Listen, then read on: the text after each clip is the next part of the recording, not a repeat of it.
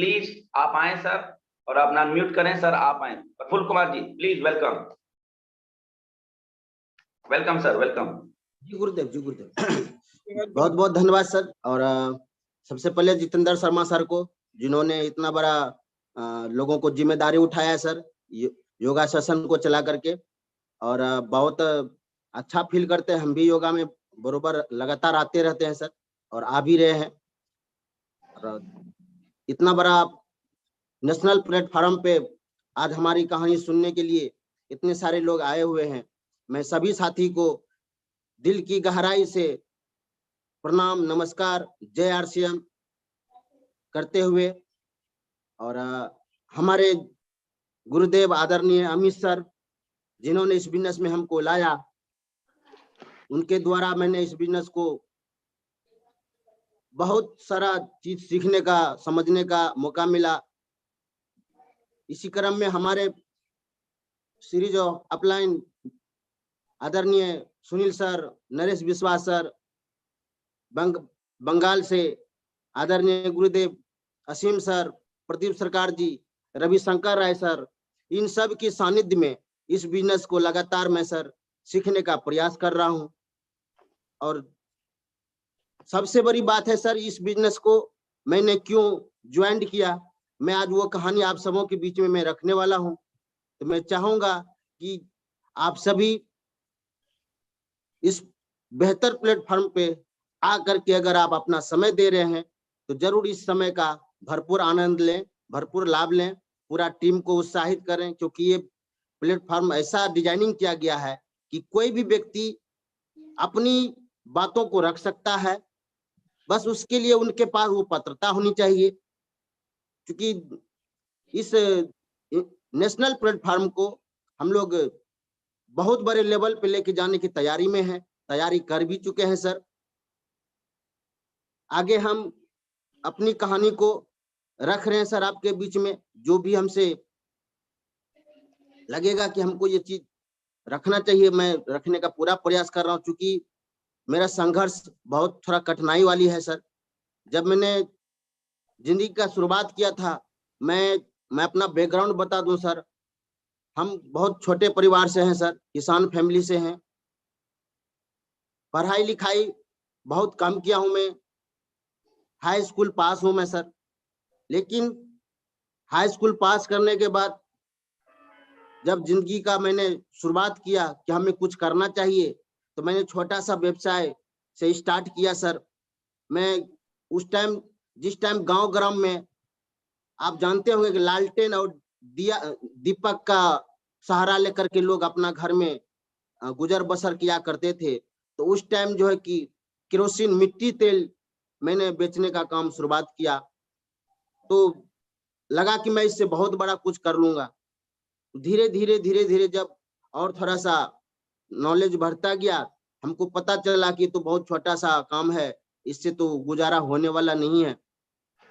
तो ये हमारे पड़ोसी के एक व्यक्ति जो है कि दिल्ली राजधानी में वो रहा करते थे, एक बार वो गांव आए हुए थे, उनके द्वारा मैं विचार विमर्श किया कि क्या मैं भी दिल्ली रह सकता हूँ। उन्होंने कहा चलो मैं कोई न कोई काम पे लगा दूंगा, चलो दिल्ली। लेकिन मैं जब उनके साथ दिल्ली गया तो संजोग से उनका जो कार्य करने का जो उनका जो पेशा था, वो ड्राइवर थे। तो उन्होंने हमको 2-4 दिन गाड़ी पे रखा, तो हमको लगा कि हम भी, फिर मेरा मन बदल गया कि और दूसरा कोई काम करें। तो मैंने सर ड्राइवरी सीखना स्टार्ट कर दिया। तो सर काफी सारा संघर्ष रहा, करीबन हमको 2 से 2.5 साल पूरा दिल्ली, हरियाणा, पंजाब इस सब एरिया को समझने में हमको काफी वक्त लग गया। तो करीबन मुझे 3 साल का सफर रहा उस ड्राइवरी लाइन में। मैं सीखने का क्रम में अपना समय बिताया। उसके बाद मैंने दिल्ली जैसा राजधानी जैसा शहर में करीबन 12 साल में ट्रक चलाया सर। मैं ट्रक ड्राइवर हूँ। सन 2010 में मैं अपने घर में, अपने गांव में जब मैं रिटर्निंग आया, तो हमने कहा कि अब क्या करूं, दिल्ली जाने का भी मन नहीं कर रहा है। तो आदरणीय अमित सर, गुरुदेव, क्योंकि मैं इनको बचपन से इनके साथ में बिताया हूं, हम दोनों एक अच्छे दोस्त भी हैं और इस बिजनेस में हमारे गुरु हैं। इन्हीं के सानिध्य में मैं बिजनेस को आगे लेके जा रहा हूं सर। तो 2010 में मैंने अपने गांव में एक छोटा सा फिर से एक टेम्पू खरीदा मैंने सर। टेम्पू खरीदा, टेम्पू चलाना स्टार्ट किया। तब तक चल रही थी, किसी तरीके से जिंदगी बीत रही थी, घसट रही थी सर। उसी क्रम में हमारे अमित सर गुरुदेव, जिन्होंने हमको आरसीएम रूपी सिस्टम के बारे में बताया, तो हमको लगा कि ये क्या सिस्टम है। क्योंकि हालांकि मैंने इनका नाम पहले भी सुना था, सन 2000 ईस्वी में भी हमको दिल्ली में ये बिजनेस किसी ने हमको बताया था, लेकिन हमको किसी ने समझा नहीं पाया। क्योंकि उस टाइम जब मैं हमको किसी ने बताया कि आरसीएम बिजनेस है, कपड़ा पहनने से पैसा आता है, तो मैंने कहा आपको कितना आया? बोला अभी आया नहीं है, आएगा। मैंने कहा बेवकूफ बनाते हो, कपड़ा पहनने से कहीं पैसा आता है? तो वो व्यक्ति सामने वाला हमसे पता नहीं क्या हुआ, उन्होंने फिर दोबारा हमको टच नहीं किया। तो फिर मैं अपने ही गांव में आया था 2007 में। फिर हमको 2007 में हमारे पड़ोस में बहुत सारे लोग आरसीएम बिजनेस में ज्वाइन कर चुके थे। एक छोटा सा गांव हमारे कस्बा है एक, हमारे गांव से 6 किलोमीटर, वहां पे इनका एक शॉप भी खुला हुआ था। लेकिन उस टाइम का प्रोडक्ट हमको उतना समझ में नहीं आया। जो व्यक्ति हमको 2007 में फिर से बताया कि आरसीएम बिजनेस है, इसमें जुड़ने से, सामान खाने से पैसा आता है, तो हमने कहा आपको कितना आया? बोला 512 रुपया। हमने कहा 512 रुपये से क्या होने वाला? क्योंकि उस टाइम में 2007 में करीबन में 15 से 20 हजार रुपया महीना का मैं कमा लेता था। तो हमको ये चीज अच्छा नहीं लगा कि 512 के लिए मैं क्या इतना इसमें जुड़ूं, मेहनत करूं, लोगों को बताऊं, लोगों को बेवकूफ बनाऊं। इस तरीका का मेरा भावना हो गया था। नेटवर्क मार्केटिंग के ऊपर मैं उतना विश्वास नहीं करता था। लेकिन ईश्वर की कृपा थी, बहुत बड़ा। हो सकता है मेरे पुराने पहले का कुछ मैंने कुछ किया होगा, मेरे पूर्वजों ने कुछ अच्छा किया होगा।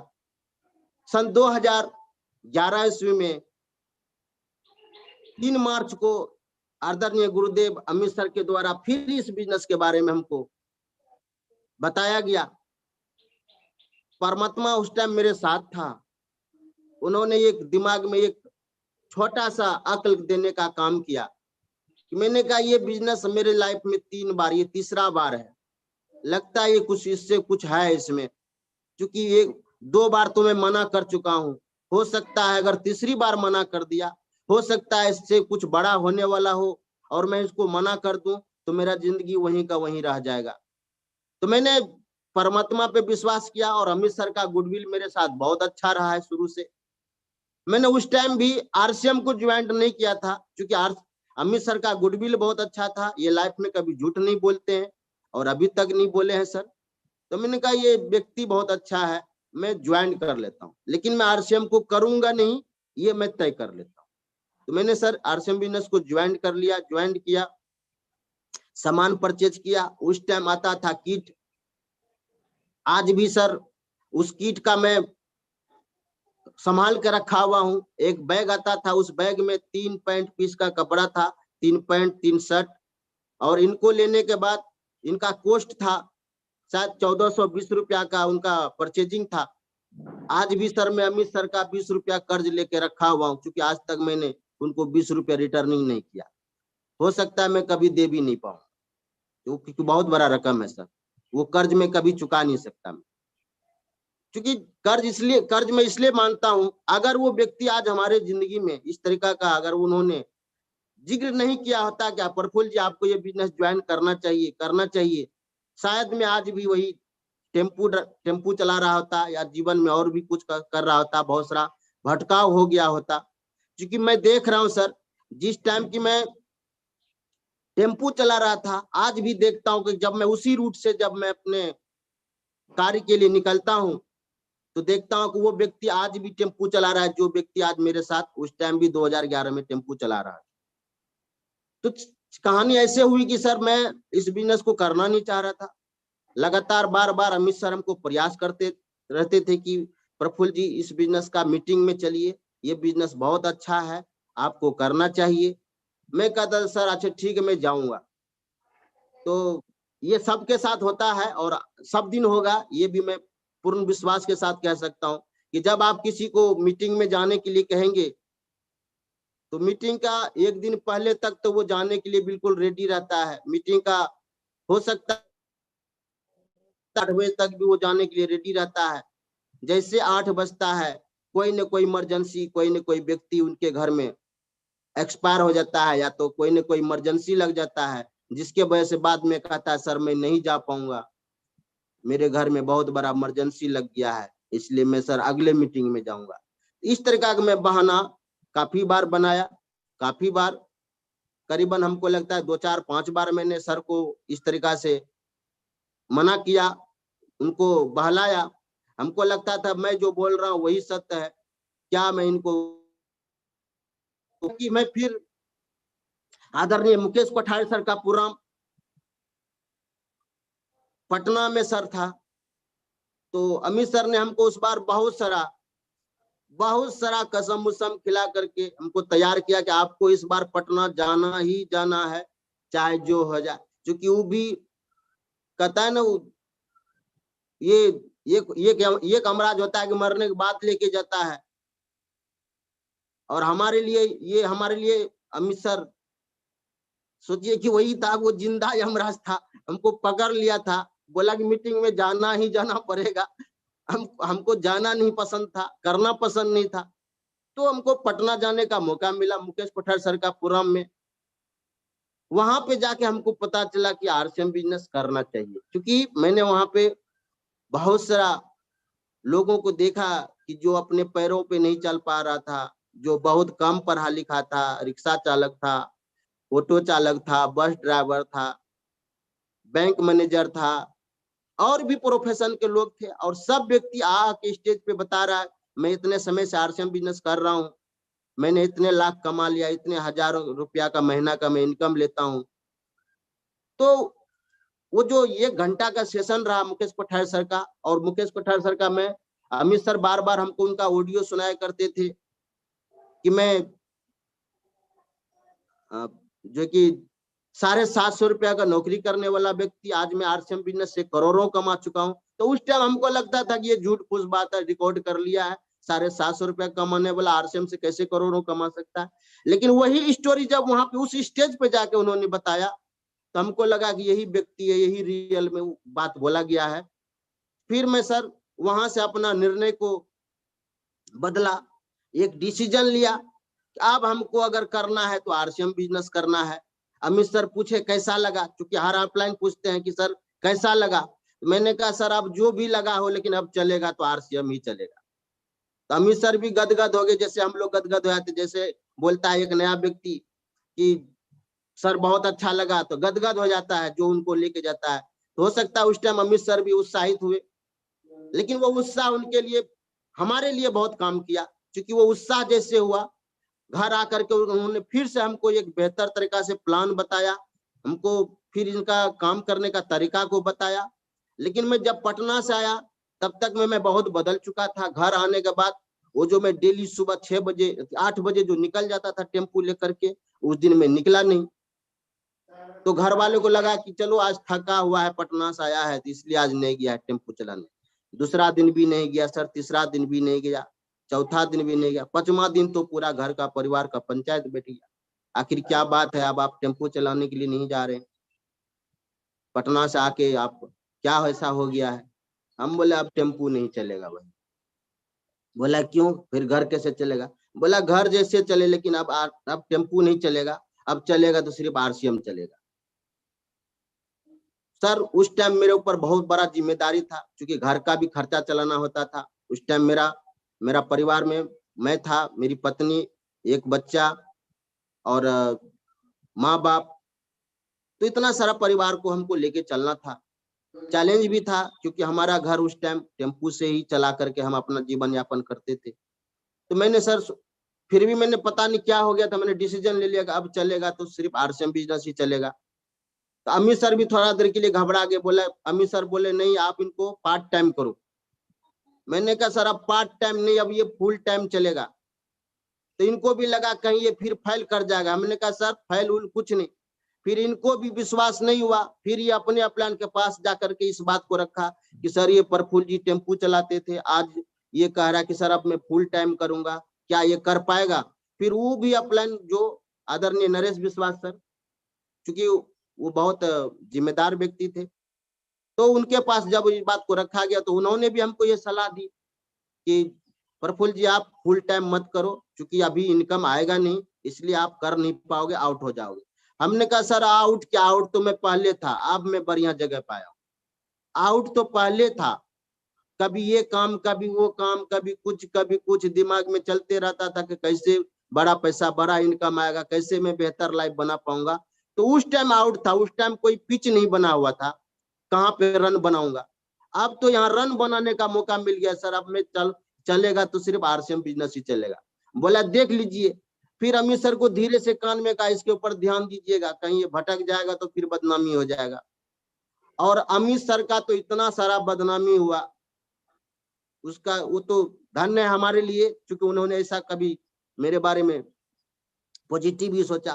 पूरे गांव का आदमी इनके बारे में यही कहने लगा कि अच्छा खासा ये प्रफुल्ल कुमार टेम्पू चला रहा था, ये अमित कुमार इसको बर्बाद करके रख दिया, टेम्पू बेचवा। बहुत आदमी आया गया, बहुत सारा बात इनके ऊपर हुआ। कहता ना दोस्त, जब आप किसी अच्छे काम को करने की शुरुआत करोगे तो पहले लोग आपकी मजाक उड़ाएंगे। तो सर इस तरह का बहुत सारा हमको लोग टोन भी कसते थे।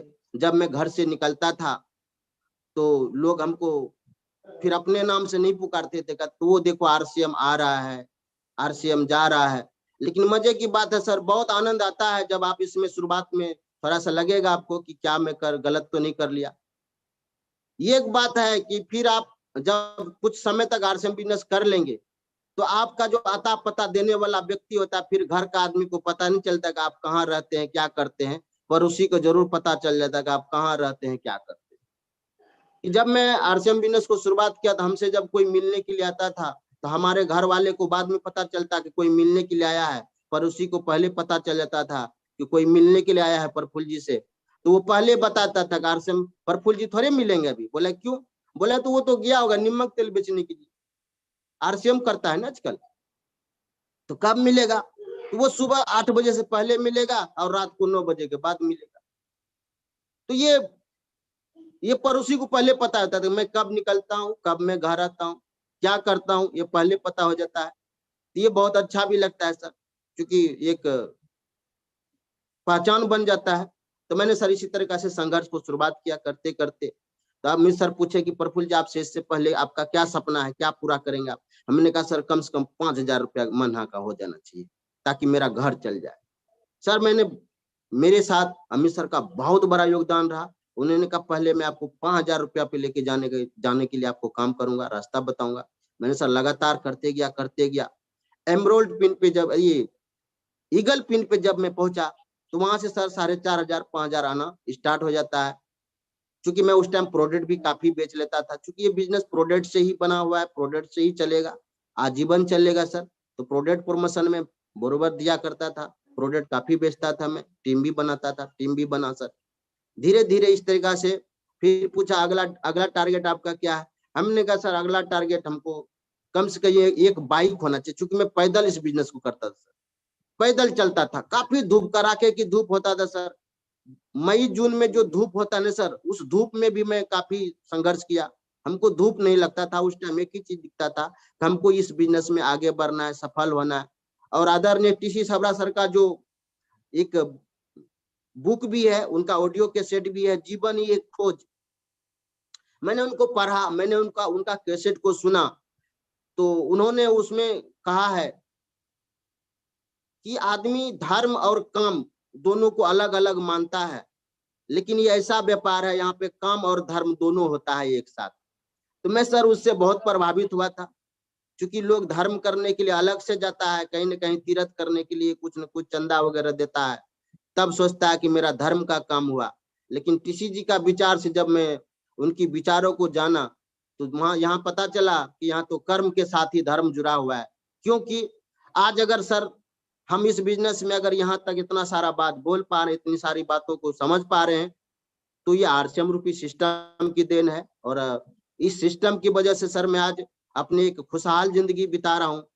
मैं पहला इसमें प्राप्त किया सर, मैंने बाइक खरीदा, वो भी कैश में सर। उस टाइम बाइक का कीमत करीबन 56,000 रुपया पड़ा था सर। मेरा पहला बाइक है sir expander plus hero company का। तो वो बाइक से मैंने सर काफी संघर्ष किया। करीबन उस बाइक को मैंने 2 लाख किलोमीटर चलाया सर। इस 2 लाख किलोमीटर में सर काफी जगह पे मैं इस बिजनेस को लेके गया, काफी संघर्ष किया। उसके बाद फिर जब मेरा पिन चेंज हुआ सर, मेरा स्टार पिन हुआ 2016 में, मैं इस बिजनेस से स्टार पिन को प्राप्त किया 31 दिसंबर को। और उसके बाद मैंने सर लगातार संघर्ष करते गया। 2017 ईस्वी में दिसंबर माह में हमने इस आरसीएन सिस्टम की ताकत की वजह से, कहता ना सर इसकी ताकत को दिखता नहीं है, इसकी ताकत को समझना पड़ता है, महसूस करना पड़ता है। इनकी ताकत की वजह से, इनकी जो उपलब्धि की वजह से मैंने 2017 में एक रेनॉल्ट क्विड कार लिया सर। करीबन 5.5 लाख का परचेज कार को मैंने किया। तो वहां से लोगों को लगा, उस टाइम नोटबंदी का भी काम चल रहा था, मोदी जी का उस टाइम मुहिम चला हुआ था कि नोट बदलना, सरकार का ये मुहिम था। तो उस टाइम लोगों को लगा कि कहीं हाथ लग गया है, कहीं एक बड़ा नोट मिल गया होगा बैग में, उसी की वजह से ये कार परचेज कर लिया। चूंकि उस टाइम ऐसा सिचुएशन था कि अमित सर भी 2016 में ही कार खरीद लिए थे, और हम भी जो है कि 2017 जैसे मतलब साल भी पार नहीं किया था, मैंने भी परचेज कर लिया। तो गांव वाले को लगने लगा ये दोनों को कोई मोटा रकम हाथ लग गया इस नोटबंदी में, इसी के वजह से इनको कार मिल गया है कहीं ना कहीं से। तो इस तरीका का लोगों को भावना था, लेकिन वो तो हमें पता था कि हमको कहाँ से मिला है, हमने क्या किया है। सर चलते रहा सर। आज मैं इस सिस्टम की वजह से फिर से मैंने 2020 में फिर मैंने एक होंडई का i10 मैंने खरीदा, करीबन 9.5 लाख का परचेज किया मैंने कार का। आज एक अच्छा घर बनाया हूँ सर, करीबन 25 लाख रुपया मैंने घर में भी खर्च किया है आज की डेट में। तो ये सारी उम्मीदें, सारी सपना जो मेरा पूरा हुआ है, आरसीएन सिस्टम की देन है। उसमें हमारे गुरुदेव आदरणीय अमित सर का बहुत बड़ा आशीर्वाद है, क्योंकि ये बिजनेस बगैर अपलाइन का नहीं चलेगा सर। अपलाइन का सहयोग बहुत जरूरी है, क्योंकि इस बिजनेस में पूरे दुनिया में कोई आपको नहीं कह सकता कि आप इस काम को कर सकते हैं, इस काम को आप सफल रूप से बना सकते हैं, आगे बढ़ सकते हैं, लाख रुपया महीना पे जा सकते हैं। इस धरती पे कोई नहीं कह सकता है। अगर कोई कह सकता है